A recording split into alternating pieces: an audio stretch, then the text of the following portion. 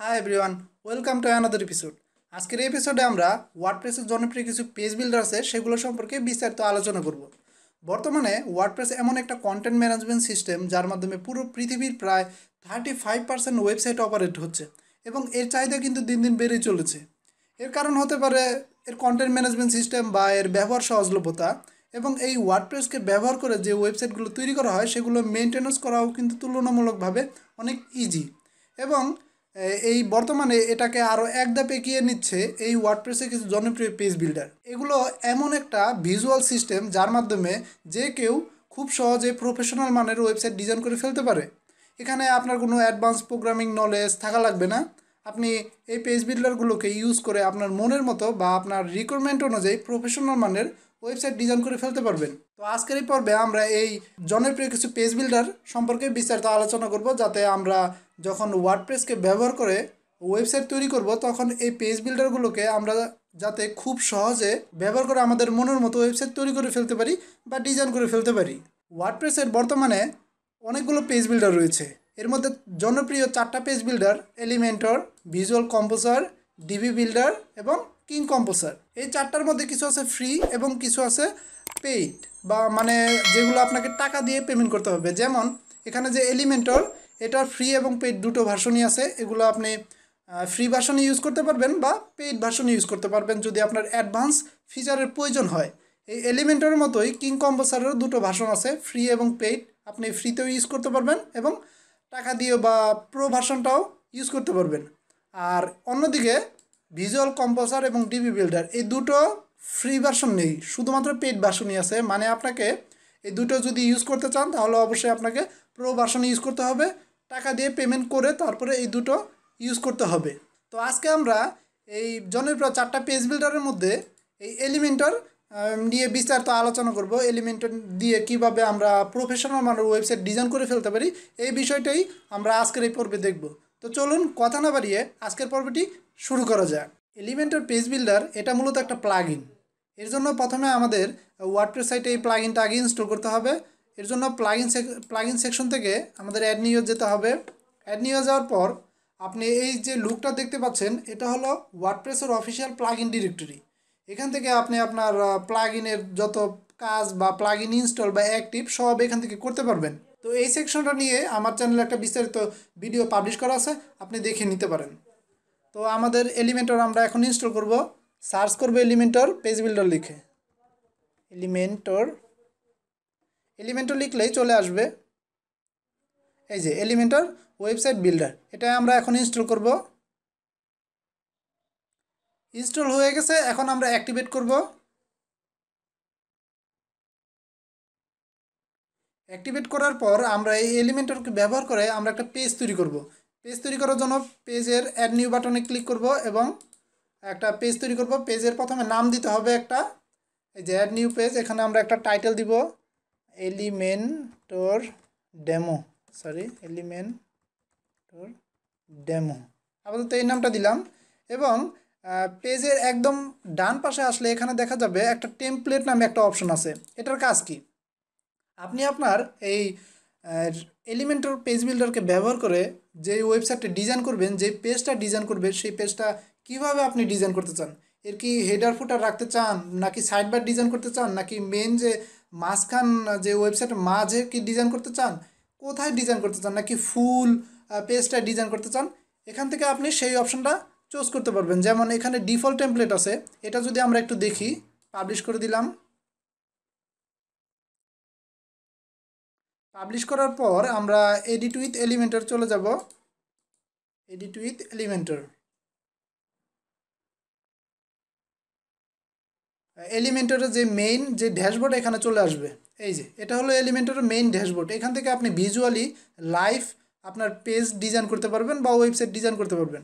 তো এখানে আসার পর আমরা এখানে দেখতে পাচ্ছি উপরে একটা টাইটেল আছে এবং নিচে যে ফুটার অংশ এটা আছে। উপরে হেডার অংশ এবং নিচে ফুটার অংশ। তো ডিফল্টভাবে আপনি যদি এটা চয়েস করেন তাহলে এরকমই দেখাবে। আপনি একদম মাঝখান থেকে আপনার ডিজাইন করতে হবে, সাইড বার এবং মাঝখান সহ। আর যদি এবং সাথে পেজের টাইটেলও থাকবে। এরপর আমরা যদি অন্যটা চয়েস করি, ব্যাক দেই, ব্যাক করার পর আমরা যদি অন্যটা চয়েস করি, অন্য টেমপ্লেট চয়েস করি, যেমন এখানে আরেকটা চয়েস করি, আমরা ডিফল্ট থেকে আমরা এলিমেন্টর ক্যানভাস চয়েস করলাম, আপডেট দিলাম। আপডেট দেওয়ার পর আমরা এডিট উইথ এলিমেন্টর আবার চলে যাব। আসার পর এখানে আমরা যখন এই ডিফল্ট টেমপ্লেটটা চুজ করেছিলাম তখন আমাদের হেডার এবং ফুটার ছিল, আমরা মাঝখান থেকে আমাদের পেজটা ডিজাইন করতে পেরেছিলাম। কিন্তু আমরা যখন এলিমেন্টর ক্যানভাস চুজ করছি তখন আমাদের এখানে হেডার এবং ফুটার কিন্তু চলে গেছে, আমরা কিন্তু ফুল পেজটাই ডিজাইন করতে পারবো। তাই আমাদের যদি কখনো আমাদের ফুল পেজ ডিজাইন করার প্রয়োজন হয় তাহলে আমরা এখান থেকে টেমপ্লেট হিসেবে এলিমেন্টর ক্যানভাস চুজ করব। এরপর আমরা এলিমেন্টর ফুল উইথ দেখব, আপডেট দিলাম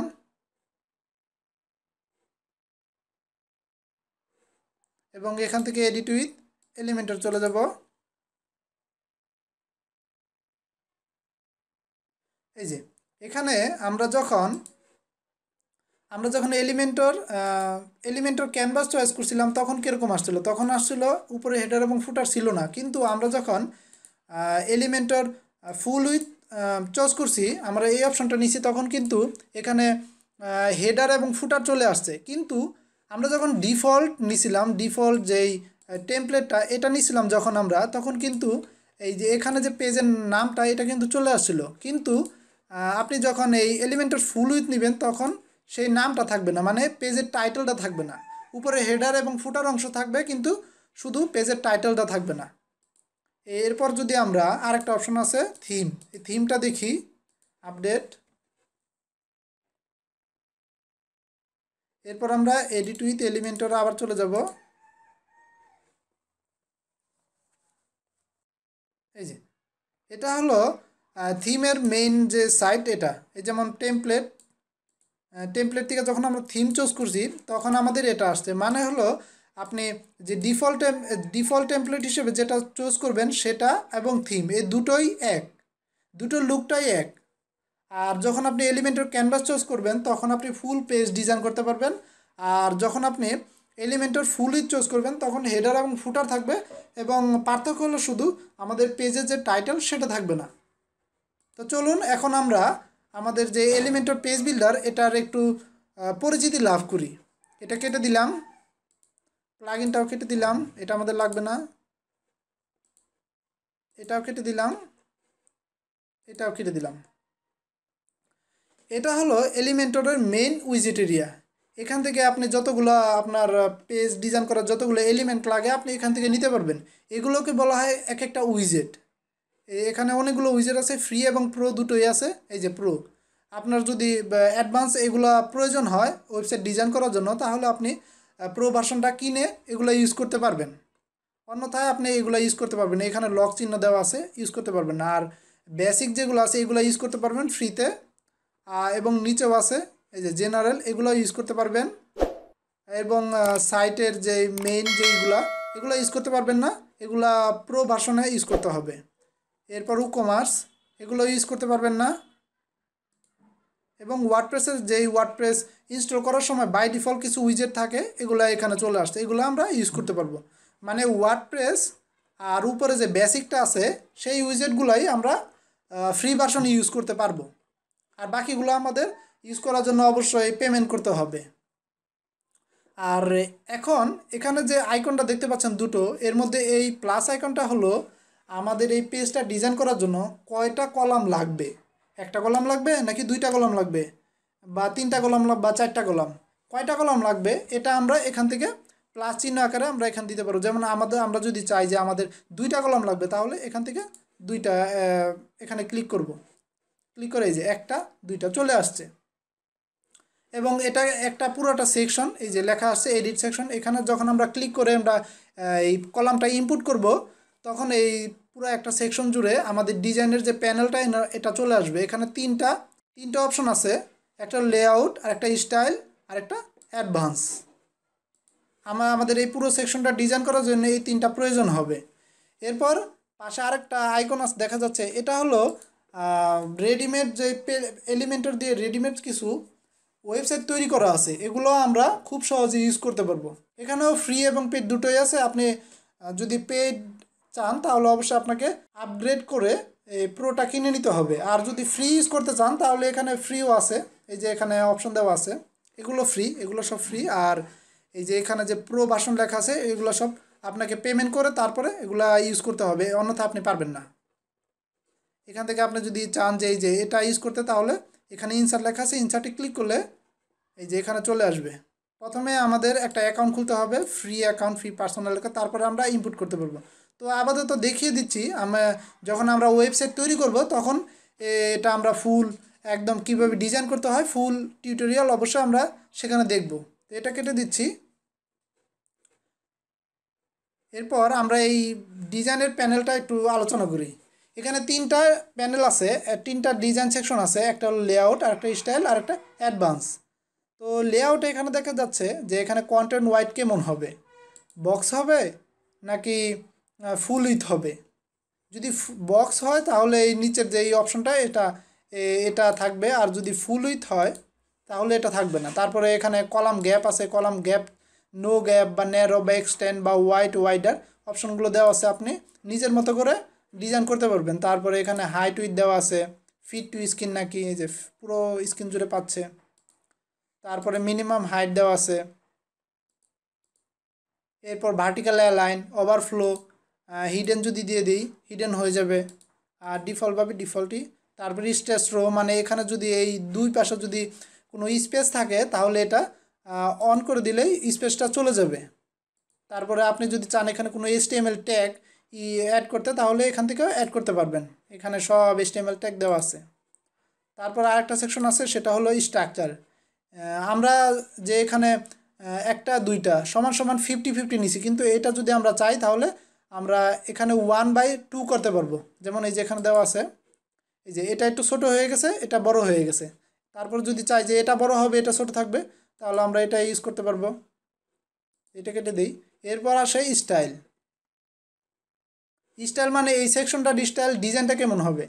এখানে আপনি ব্যাকগ্রাউন্ডে ইমেজ অ্যাড করতে পারবেন বা কালার অ্যাড করতে পারবেন।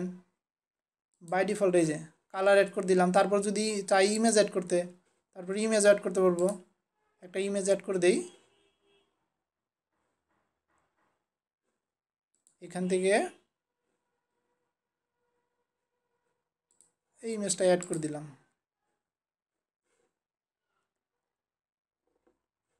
এই যে ইমেজটা ইনসার্ট ইমেজ অ্যাড করে দিলাম, এই যে ইমেজটা কিন্তু অ্যাড হয়ে গেছে।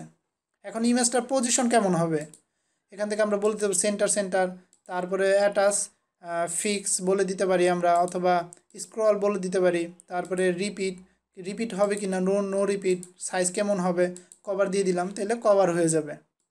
তারপরে ব্যাকগ্রাউন্ড ওভারলে, এই ব্যাকগ্রাউন্ডের একটা ওভারলে দিতে চাই কিনা, যদি দেই তাহলে এখান থেকে আমরা কালার চয়েস করতে পারবো। যেমন এখানে প্রাইমারি দিয়ে দিলে এই যে উপরে একটা কালার চলে আসছে। তারপরে হোভার, হোভার আমরা এখানে মাউস নিয়ে গেলে কেমন হবে এখানে আমরা বলে দিতে পারবো। যেমন এখানে যদি কালার চয়েস করি, আমরা এটা দিয়ে দিলাম, তাহলে এই যে মাউস নিয়ে গেলে এই যে কালারটা চলে আসছে, দেখছেন এই যে চলে আসছে। তারপরে আমরা এখানে হোভার ইমেজ অ্যাড করতে পারবো। তারপরে হোভারের অপাসিটি কেমন হবে, আমরা বাড়াতে পারবো বা কমাতে পারবো, বাড়াতে পারবো বা কমাতে পারবো। তারপর ট্রানজিশন ডিউরেশন, আমরা এটা নেওয়ার পর কত সময় ধরে এটা এরকম কালার হবে এই টাইমটাও আমরা বলে দিতে পারবো। তারপরে এটার বর্ডারও বলে দিতে পারবো। এই যে এখানে অনেক অপশন আছে। আমরা আমাদের নিজেদের মতো ইচ্ছে করে কোনো রকম প্রোগ্রামিং বা কোডিং নলেজ ছাড়াই কিন্তু এই অপশনগুলো ইউজ করে আমাদের মনের মতো পেজ ডিজাইন করতে পারবো। তারপরে এখানে অ্যাডভান্স অপশন আছে, মার্জিন, আশেপাশে মার্জিন প্যাডিং দিতে হবে কি না, যদি আমাদের দেওয়ার প্রয়োজন হয় তাহলে আমরা এখান থেকে মার্জিন বা প্যাডিং দিতে পারবো। তারপরে জেট ইন্ডেক্স ক্লাস, যে কোনো আমরা একটা ক্লাস দিয়ে আমরা এই সেকশনটাকে ডিজাইন করতে পারবো। তো আপনার যদি HTML CSS ধারণা থাকে অবশ্যই আপনি এগুলো নিয়ে কাজ করতে পারেন। আর যদি ধারণা না থাকে তাহলে আমি রিকমেন্ড করবো আপনি এগুলোতে হাত দিবেন না। এখানে তিনটা অপশন আছে অ্যাডভান্স, হ্যাঁ। এই তারপর আছে নিচে মোশন ইফেক্ট আছে। এখানে যদি আমরা কোনো মোশন ইফেক্ট অ্যাড করতে চাই, কোনো অ্যানিমেশন অ্যাড করতে চাই, তাহলে অ্যানিমেশন অ্যাড করতে পারবো। এই যেমন ফেড ইন, এই যে ফেড ইন চলে আসছে, এই যে